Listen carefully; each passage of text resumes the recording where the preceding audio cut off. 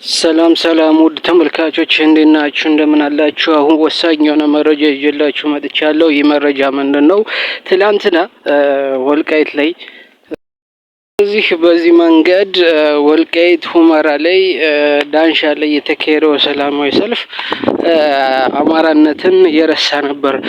በባህር ዳር፣ በጎንደር፣ በፍኖተ ሰላም፣ በማርቆስ፣ በደብረ ብርሃን፣ በደሴ፣ በወልዲያ፣ በደብረ ታቦር፣ በጎንደር ይህ ሁሉ ህዝብ ስንት ህዝብ በመራይና በዱር ቤቴ ያ ሁሉ አማራ ለወልቃይትና ለራያ ብሎ ወልቃይትን በተለይ ወልቃይትን ብሎ እንዳልሞተ ሁሉ ትላንትና ከፋኖ አማራነት ተረስቶ ከፋኖ ጎን የፋኖ ጠላት ሆነው ሰላማዊ ሰልፍ አድርጓል።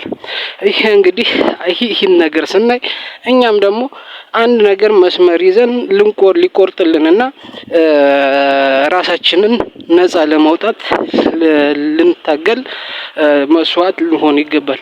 ስለዚህ ስንት አማራ መስዋዕት የከፈለበትን ትግል አማራነትን በአማራ መቃብር ላይ እያለ አሸተረም ብሎ ሰሞኑን ምን አይነት መግለጫ ሰጥቷል? በአማራ መቃብር ላይ ካልሆነ ህወሓት ወልቃይትን ዳግም አይወርም አይወስድም ብሏል አይደል?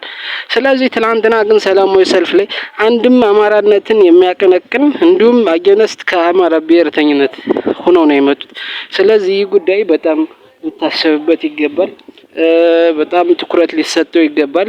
ይህ የትናንትናው ሰላማዊ ሰልፍ ከፋኖ ጸር ነው፣ አማራነት ጸር ነው፣ የአማራ ብሔርተኛን የሚጠላ ነው፣ አብይን ብልጽግናን የሚደግፍ ሰልፍ ነው እንጂ ወልቃይትን ለማስቀረት ከህወሓት ለመንጠቅ ህወሓትን አደብ ለማሳዝ የተደረገ ሰልፍ እንዳልሆነ መታወቅና ግንዛቤው ሊኖረን ይገባል፣ ልናቅ ይገባል። ይሄ በቃ በይሉንታ በሼም እስካሁን ያደረግነው የተበደልነው የደረሰብን ነገር ሊበቃንና ሊያከትምልን ይገባል። ከዚህ በላይ ልንጃጃል አይገባም።